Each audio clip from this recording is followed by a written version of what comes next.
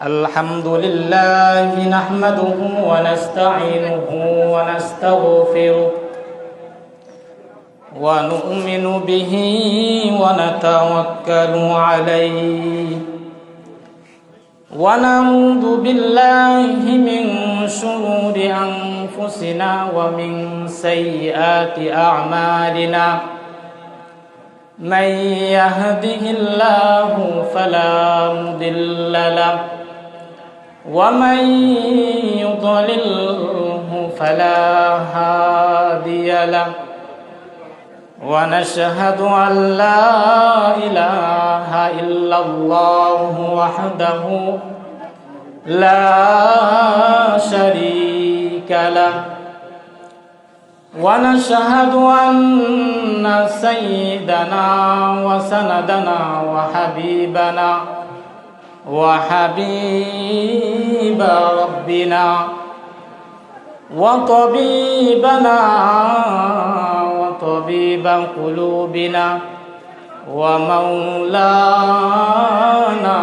محمدا عبده ورسوله الذي أرسله الله تعالى بالحق بشيرا ونذيرا وداعيا إلى الله بإذنه وسراجا منيرا أما بعد فقد قال الله تعالى في كلامه المجيد وفي فرقانه الحميد أعوذ بالله من الشيطان الرجيم بسم الله الرحمن الرحيم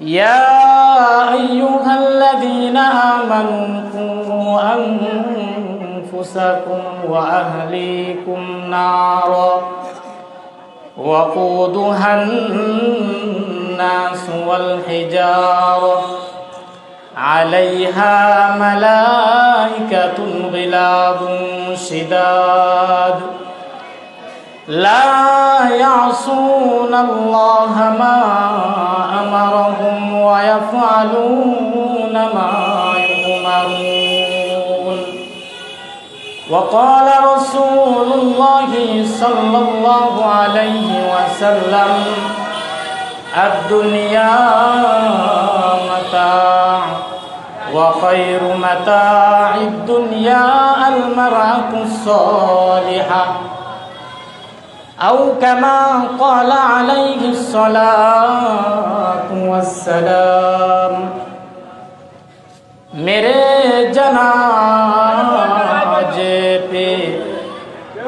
मेरे जनाजे पे रोने वालों फरीब में हो बगूर देखो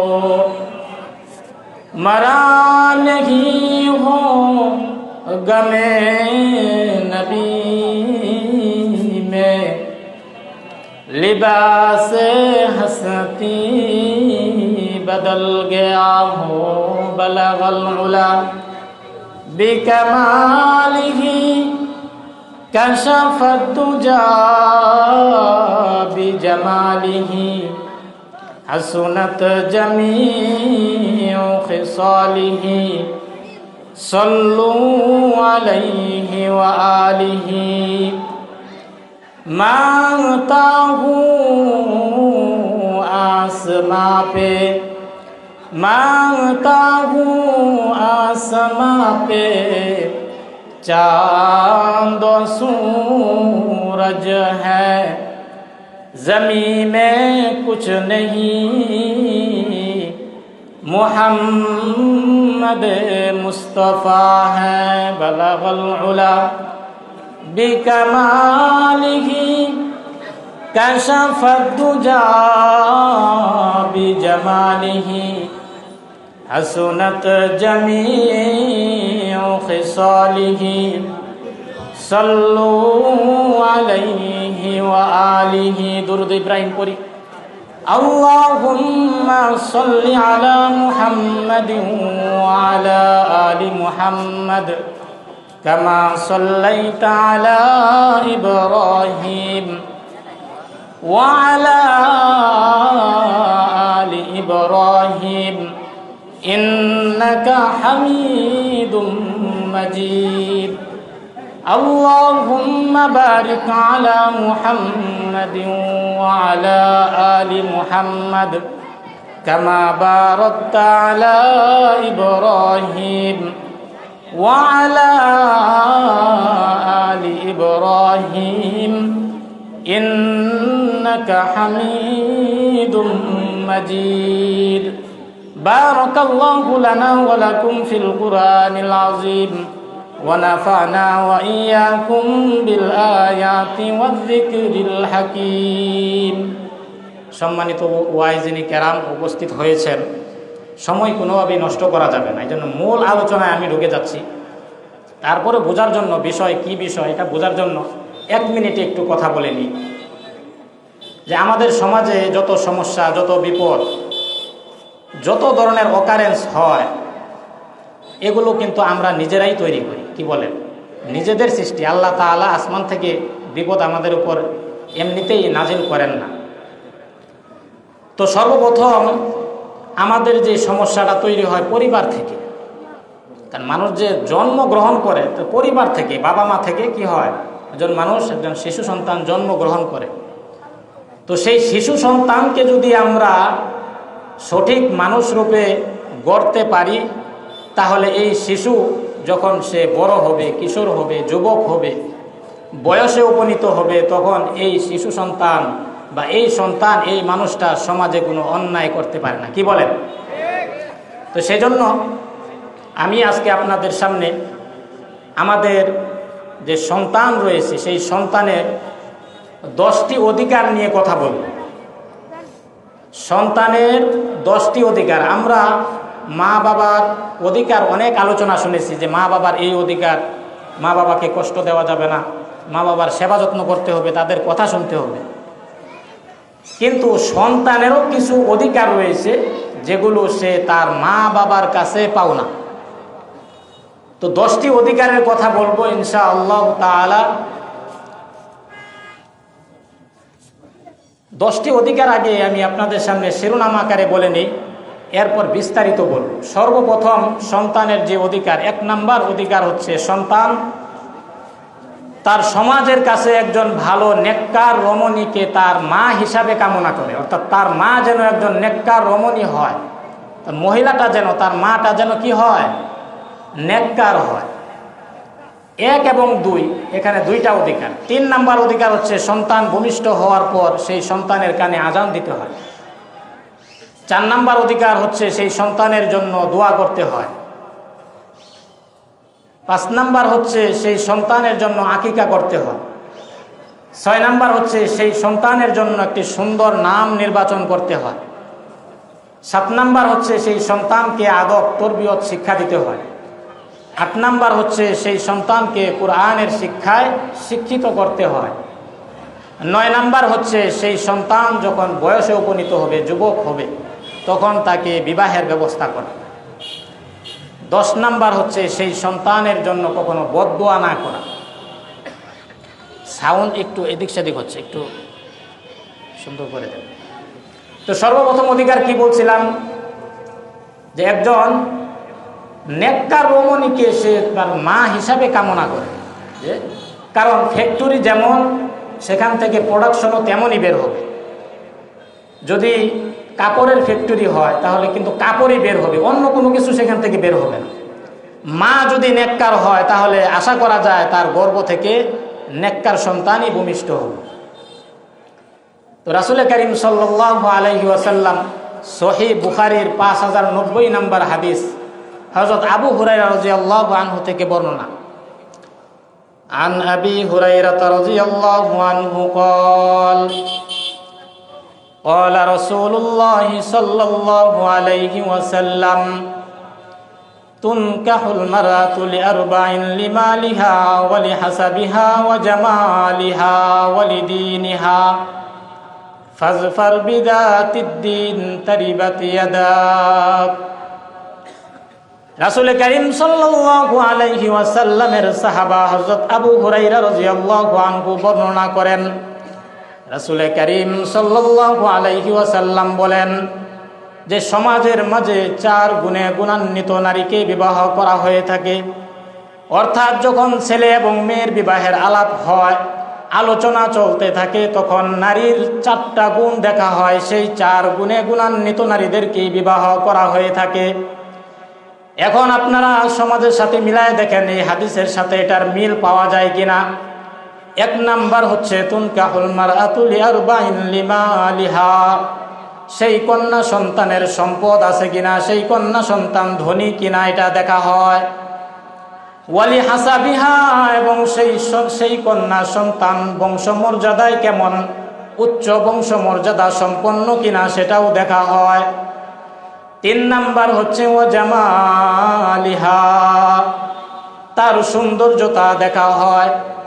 4 নাম্বার যেই গুণের কথা রাসূল কারীম সাল্লাল্লাহু আলাইহি ওয়াসাল্লাম বলতেছেন, সেই গুণের কথা আমরা বা সেই গুণের দিকে আমরা লক্ষ্য করি না। ওয়ালিদিনিহা, দিনদারিতা দেখে নারীকে বিবাহ করা হয়ে থাকে।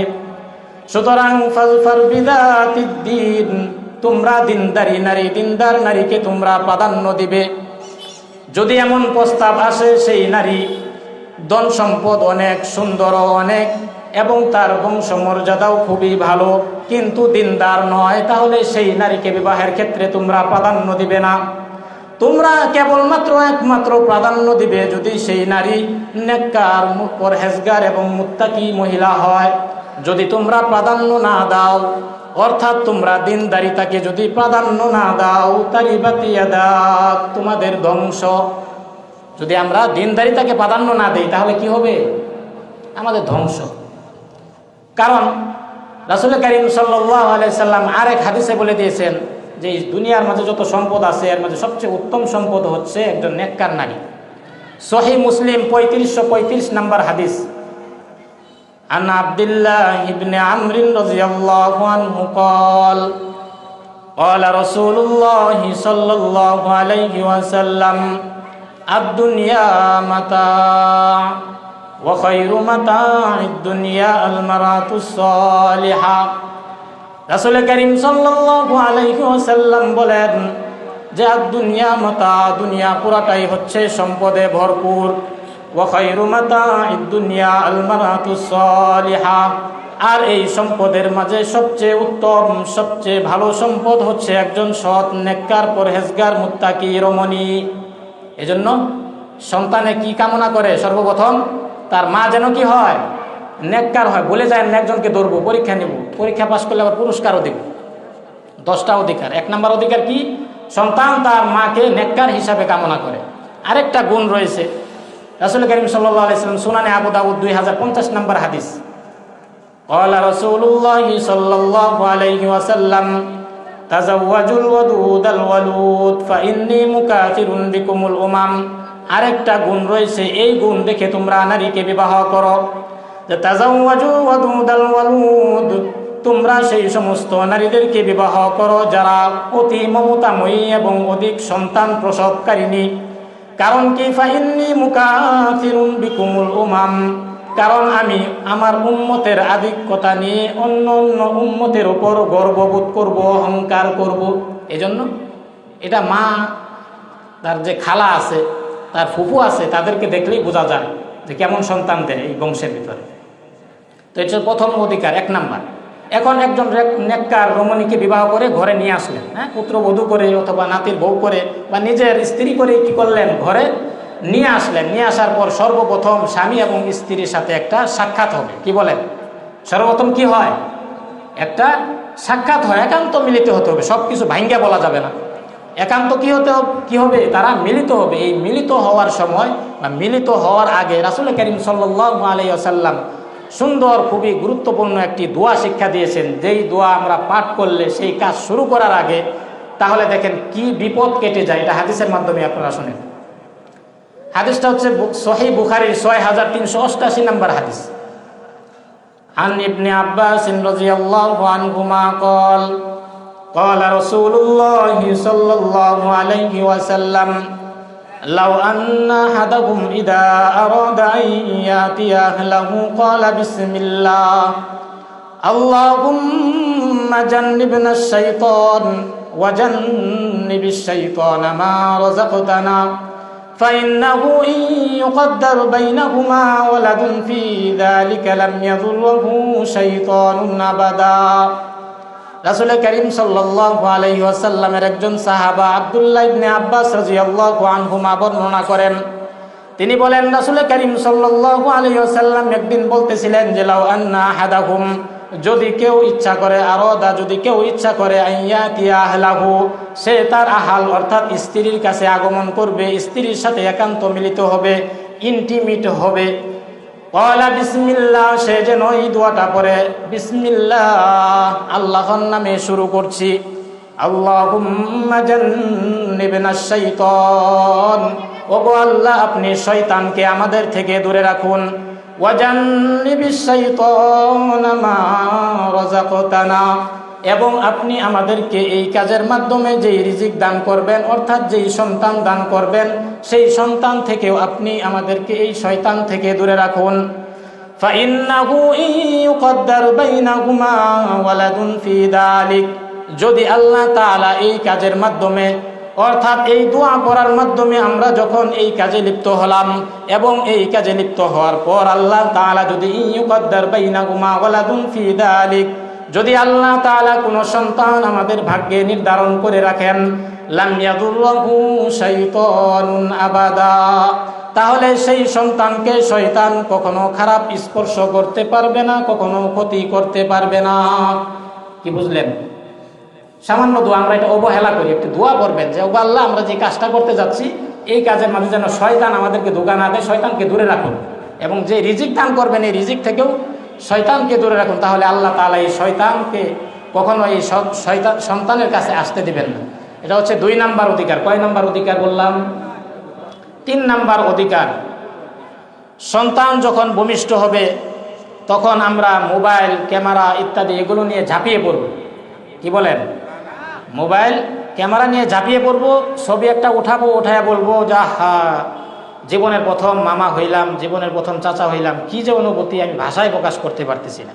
এই কাজ হয়তো এই কাজ করবেন না, কারণ আন নাজরু হাক্কুন, হাদিসের মাঝে আসছে নজর হচ্ছে সত্য। ছোট শিশুরা চেহারা খুব সুন্দর থাকে এবং এটা যখন ফেসবুকে আপলোড হয় বা বিভিন্ন জায়গায় সামাজিক যোগাযোগ মাধ্যমে যখন মানুষ দেখে তখন এটা নজর লেগে যেতে পারে। অনেক সময় সন্তান অসুস্থ হয়, বোঝা যায় না যে কী কারণে সন্তান অসুস্থ, কিন্তু আপনি দেখেন, চিন্তা করে দেখেন এই সন্তানকে কেউ নজর লাগাইছে। এই জন্য কী করা যাবে না? এই কাজ করা যাবে না। কি করতে হবে? আল্লাহর হাবিব সাল্লাল্লাহু আলাইহি সাল্লাম হাদিসের মাঝে বলে দিয়েছেন। প্রথম কাজ হচ্ছে আজান দিতে হবে কানে। কোথায়? কানে, বাহিরে না, সন্তানের কানে। আবার অনেকে ছেলে হইলে আজান দেয়, মেয়ে হইলে আজান দেয় না। মানে অনেকে তো মেয়ে হইলে খুশি হয় না, অখুশি হয়ে যায়, বেজার হয়ে যায়। এটা আল্লাহ তাআলা বলছেন কোরআনে। এটা আপনারা যদি নাও করেন যে না বেজার তো হই না, কিন্তু আল্লাহ তাআলা বলে দিচ্ছেন সূরাতুন নাহলের 58 নম্বর আয়াত, وَإِذَا بُشِّرَ أَحَدُهُم بِالْأُنثَىٰ ظَلَّ وَجْهُهُ مُسْوَدًّا وَهُوَ كَظِيمٌ, যখন তাদেরকে কন্যা সন্তানের সুসংবাদ দেওয়া হয় তখন তাদের চেহারা মলিন হয়ে যায়, তাদের চেহারায় চিন্তার ভাঁজ পড়ে যায়, তারা মনে অনেক কষ্ট পেয়ে যায়। অথচ আল্লাহ তাআলা আয়াতেই বলে দিচ্ছেন ওয়াইদা বুশিরা আহাদুহুম, যখন তাদেরকে সুসংবাদ দেওয়া হয়, অর্থাৎ আল্লাহ তাআলা কন্যা সন্তানকে সুসংবাদ হিসাবে ঘোষণা করেছেন। এজন্য কন্যা সন্তান হোক, ছেলে সন্তান হোক, সন্তানের কানে কি দিতে হবে? আজান দিতে হবে। সুনানে আবু দাউদ 5105 নম্বর হাদিস, আন উবাইদিল্লাহ ইবনে আবি রাফি'আন আন আবিহি ক্বাল রাআইতু রাসূলুল্লাহি সাল্লাল্লাহু আলাইহি ওয়াসাল্লাম আযানা ফি উযুনিল হাসান ইবনে আলী হিনা ওয়ালাদাতহু ফাতিমাতু বিস-সালাহ। হযরত উবাইদুল্লাহ ইবনে আবি রাফি তার পিতা থেকে বর্ণনা করেন, তার পিতা বলেন যে আমি রাসূল করিম সাল্লাল্লাহু আলাইহি ওয়াসাল্লামকে স্বচক্ষে দেখেছি যে যখন ফাতেমা রাদিয়াল্লাহু আনহু তার সন্তান হাসান রাদিয়াল্লাহু আনহুকে প্রসব করলেন, হযরত আলী রাদিয়াল্লাহু আনহু এর সন্তান হাসান রাদিয়াল্লাহু আনহুকে যখন হযরত ফাতেমা রাদিয়াল্লাহু আনহা প্রসব করলেন। তখন রাসূল করিম সাল্লাল্লাহু আলাইহি ওয়াসাল্লাম হাসান রাদিয়াল্লাহু আনহু এর কানের মাঝে নামাজের আজানের নিয়ে আজান দিলেন। কিসের আজান? কিসের মতো? নামাজের আজানের নিয়ে আজান দিল। এটা কয় নাম্বার অধিকার ভাই? 3 নাম্বার, মনে করাই দিয়ে। 4 নাম্বার অধিকার হচ্ছে সন্তানের জন্য দোয়া করতে হবে। ওই যে ছবি টবি না উঠায় কি করবেন? সন্তানের জন্য বরকতের দোয়া করবেন। এটা সুনানে আবু দাউদ 5106 নাম্বার হাদিস, হযরত আয়েশা রাদিয়াল্লাহু আনহা থেকে বর্ণনা। আন আয়েশা রাদিয়াল্লাহু আনহা আন্নাহা ক্বালাত কানা রাসূলুল্লাহি সাল্লাল্লাহু আলাইহি ওয়াসাল্লাম ইউতা বিসসিবিয়ান ফায়াদউ লাকুম বিল বারাকাহ। হযরত আয়েশা রাদিয়াল্লাহু আনহা বর্ণনা করেন, যখন রাসূল করিম সাল্লাল্লাহু আলাইহি ওয়াসাল্লামের কাছে কোনো শিশু সন্তানকে নিয়ে আসা হতো, ফায়াদউ লাকুম বিল বারাকাহ, তখন রাসূল করিম সাল্লাল্লাহু আলাইহি ওয়াসাল্লাম সেই শিশু সন্তানের জন্য বরকতের দোয়া করতেন। কি করতে হবে? বরকতের দোয়া করবেন। কয় নাম্বার অধিকার? 4 নাম্বার। 5 নাম্বার অধিকার হচ্ছে সন্তানের জন্য আকিকা করতে হবে। কি করতে হবে? আকিকা করতে হবে। জামে তিরমিজি কিতাবের নাম, জামে তিরমিজি 1515 নাম্বার হাদিস। عن سلمان بن عامر الضبي رضي الله عنه قال قال رسول الله صلى الله عليه وسلم مع الغلام عقيقة فأهريقوا عنه دما وأميتوا عنه الأذى। রাসূল করিম সাল্লাল্লাহু আলাইহি ওয়াসাল্লামের একজন সাহাবা সালমান ইবনে আমির আদ-দাব্বি তার নাম, তিনি বলেন রাসূল করিম সাল্লাল্লাহু আলাইহি ওয়াসাল্লাম বলেন যে মাল গুলামি আকিকাতুন, প্রতিটা সন্তানের জন্যই রয়েছে একটি করে আকিকা। আকিকা তো বোঝেন, এটার ব্যাখ্যা বিশ্লেষণ দরকার নাই। ফাহারিকু আনহু দামান, সুতরাং তোমরা তার পক্ষ থেকে পশুর রক্ত প্রবাহিত করো। আমিতু আনহুল আযা, এবং তার থেকে কষ্টদায়ক বস্তু অর্থাৎ চুল কেটে দাও। 7 দিনের মাথায় কি করবেন? 7 দিন, 14 দিন অথবা 21 দিন, অথবা 21 দিনে যদি দিতে না পারেন যে কোনো একদিন আকিকা দিতে পারেন। কয় নাম্বার অধিকার? কত নাম্বার মুরব্বী? 6 নাম্বার অধিকার, সন্তানের জন্য সুন্দর নাম নির্বাচন করবেন। সব কিছুই তো করলেন, আকিকা করলেন, আজান দিলেন, বরকত দোয়া করলেন, এখন কি করবেন? সুন্দর একটা নাম এই সন্তানের জন্য নির্বাচন করবেন, কারণ নামের একটা প্রভাব আছে। সহিহ বুখারী 6193 নাম্বার হাদিসে বর্ণনা আসছে যে এক সাহাবী আয়েশা রাসূল করিম সাল্লাল্লাহু আলাইহি সাল্লামকে বলতেছেন, রাসূল করিম সাল্লাল্লাহু আলাইহি সাল্লাম তাকে বলতেছে তোমার নাম কি? তিনি বললেন হাজান। হাজান আরবি শব্দ, এর অর্থ হচ্ছে চিন্তা, দুঃখ, কষ্ট। তখন বলতেছে না, তোমার নাম হাজান রাখা ঠিক হবে না, সাহাল রাখা। তিনি বলতেছেন না, আমার মা বাবা যেটা রাখছেন সেটাই। তখন দেখা গেছে তার বংশে যত সন্তান হয়েছে সবাই কঠোর, বদমেজাজের এবং খুব কর্কশবাসী হয়েছিল। এই জন্য নামের একটা কি আছে? প্রভাব আছে। এই জন্য সুন্দর নাম নির্বাচন করতে হবে। হাদিসের একটি কিতাব মুসনাদে বাজ্জার, ইমাম হাফেজ আবু বকর আহমদ আল বাজ্জার, তিনি 292 হিজরিতে ইন্তেকাল করেছেন। 8540 নাম্বার হাদিস।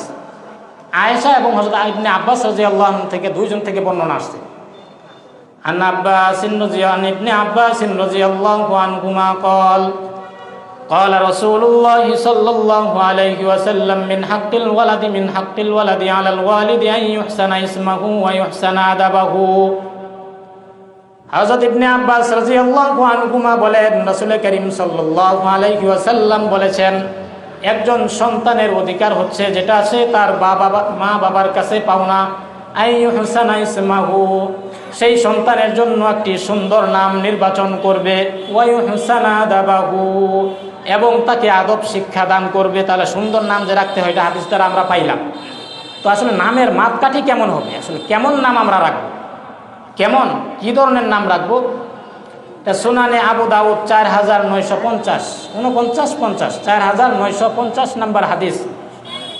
রাসূল করিম সাল্লাল্লাহু আলাইহি ওয়াসাল্লাম এখানে নামের মাপ কাঠি বলে দিয়েছেন যে কেমন নাম রাখবেন।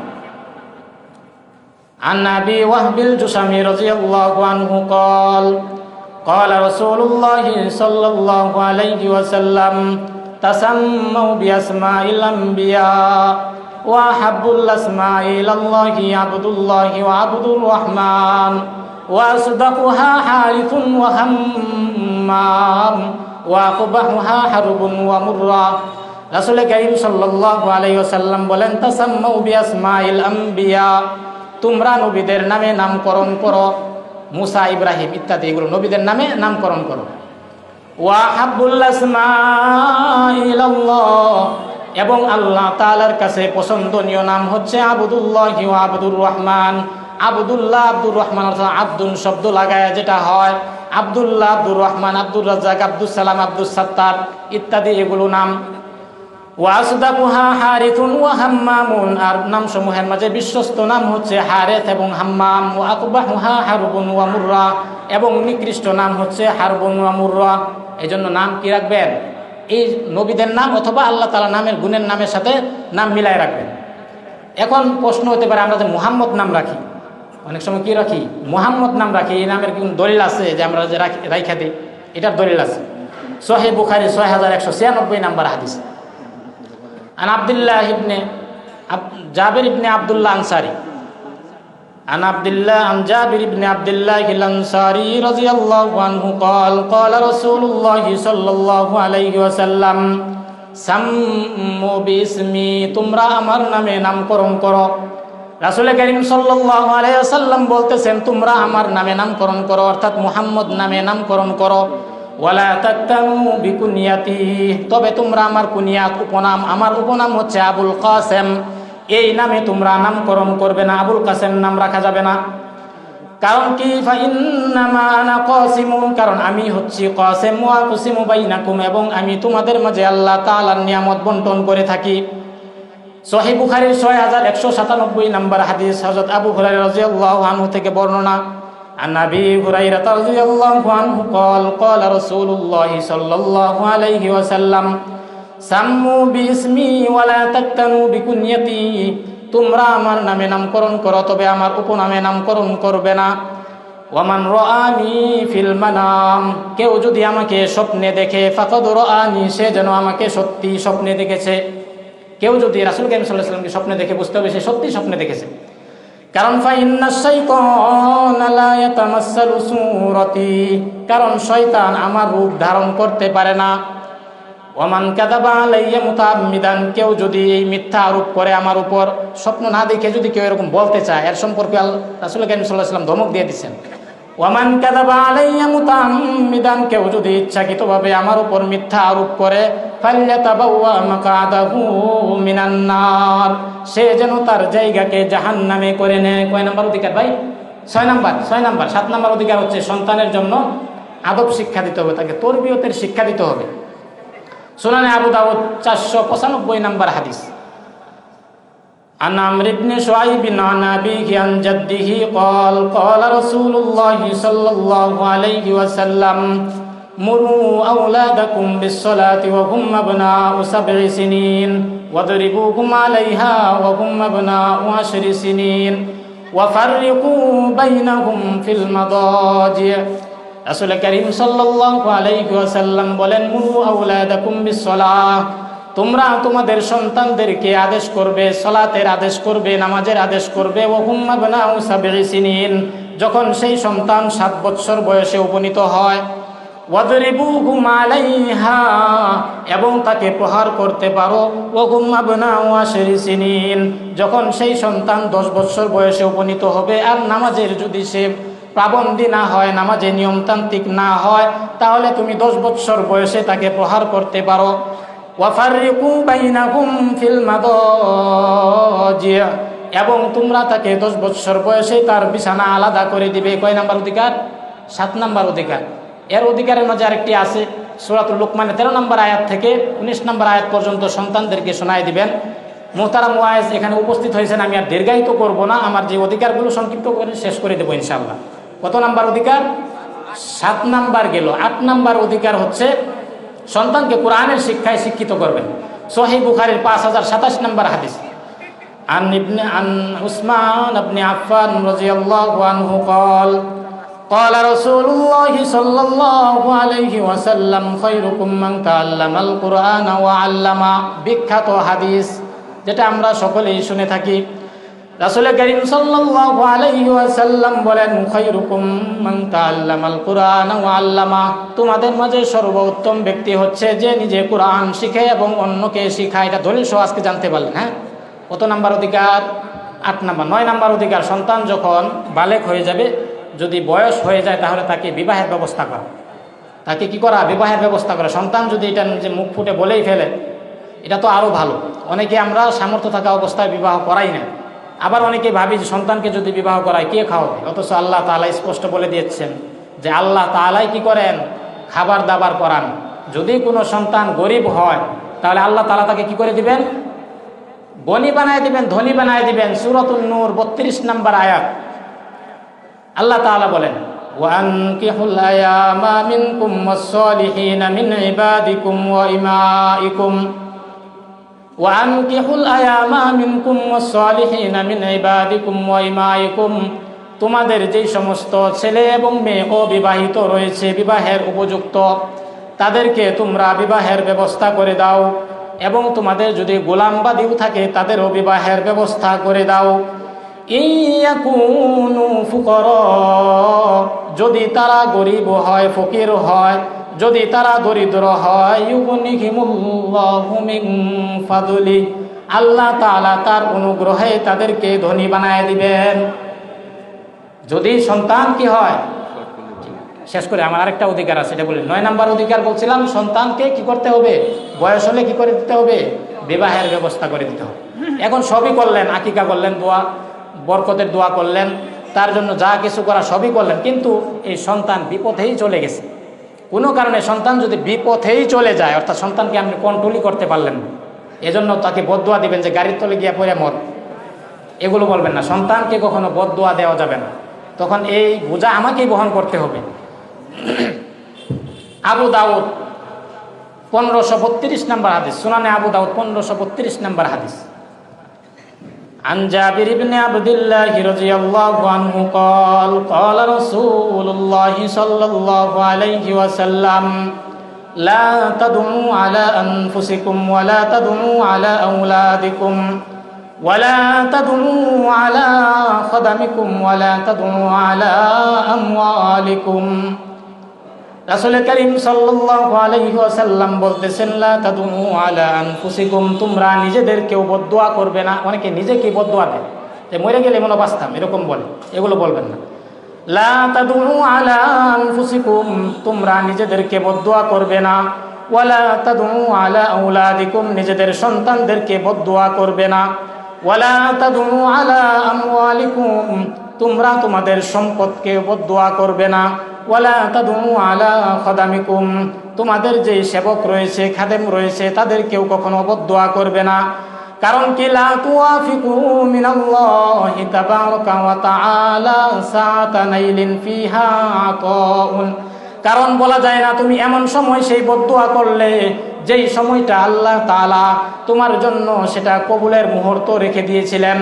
অর্থাৎ আল্লাহ তাআলা এই সময়টাকে দোয়া কবুলের সময় হিসাবে নির্ধারণ করে দিয়েছিলেন। ফায়াস্তাজিবা লাকুম, তখন আল্লাহ তাআলা এই দোয়াটাকে কবুল করে নিতে পারেন।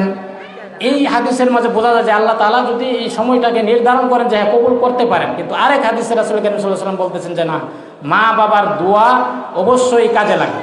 সুনানে আবু দাউদ 1536 নম্বর হাদিস।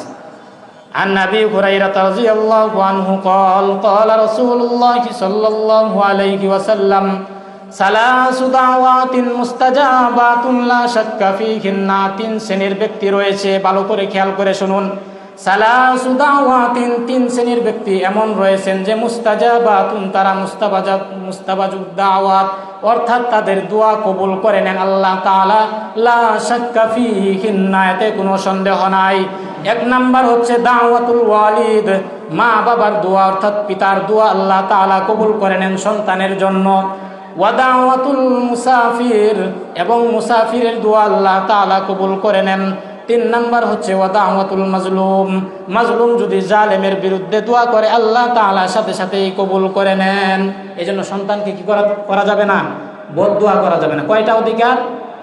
10টা অধিকার। আল্লাহ তাআলা আমাদের সকলকে এই কথাগুলো ভালোভাবে বোঝার এবং আমল করার তৌফিক দান করুক। ওয়া আখিরু দাওয়ানা আলহামদুলিল্লাহি রাব্বিল আলামিন। আসসালামু আলাইকুম ওয়া রাহমাতুল্লাহি ওয়া বারাকাতুহু।